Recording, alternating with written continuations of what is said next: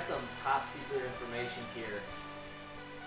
If you're training, if you're working out, you probably have one of three goals or a combination of them: to burn fat, build muscle, and feel good, right?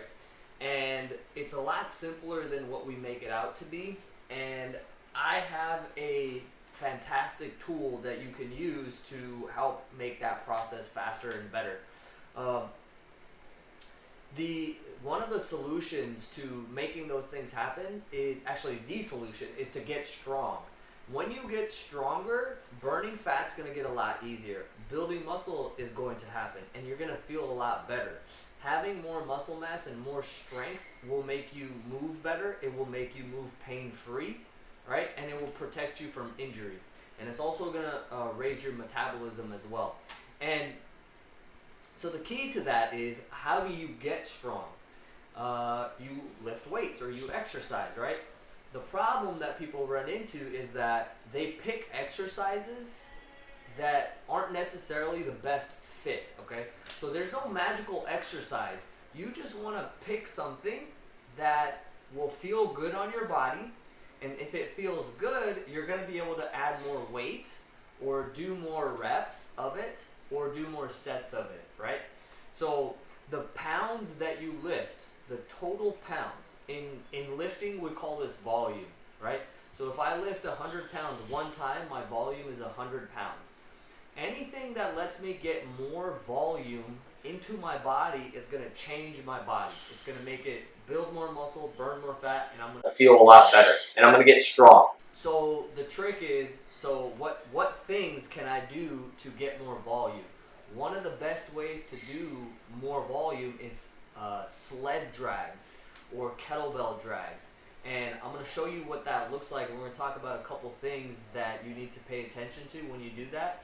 But the reason that sled drags or kettlebell drags are so great is that it's easy volume, right? It's not very difficult to learn. It's actually extremely simple. You're going to grab onto something that's attached to weight and you're going to walk with it.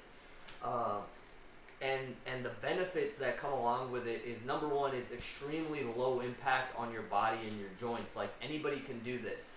And this is where I start out a lot of people who've never done anything, just because it's so safe. And safety is very important. So if you do stuff that's not safe for you, then you're going to reduce the time that you're able to train or how often you can train, right? And being hurt is the opposite of why you're in a gym in the first place or why you're training in the first place. And then the second thing is that it's a lot less stressful on your recovery, right? On your nervous system, on your joints. So the part that really stresses the body and requires more recovery is anytime where you're lowering a weight. We call that the eccentric part of the lift. So for example, if I'm doing a press overhead, when I press it up and I come back down, that's the eccentric, right? And so that's the part that gets you really sore and that really breaks you down. In a drag, there's no eccentric, because as I'm walking forward, I don't need to lower the weight, I just take another step forward, right? So you're never ever having to have an eccentric in any type of drag or kettlebell drag or sled drag.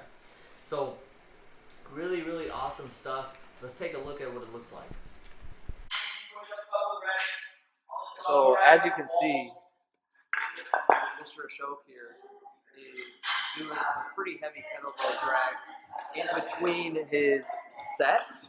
And that's pretty much it right there. All you got to do is strap on some weights with a rope or something and walk with it. Main things when you do this are to keep your arms straight. So really make sure that you have no bend in your elbow, because then you put all of that stress on your bicep and you don't want that. You want to have your arms straight as possible. And then the second thing is make your steps smooth. So this part of your body should not be doing this when you're walking. You should be nice and tight, arms straight, and then you go. Very, very simple.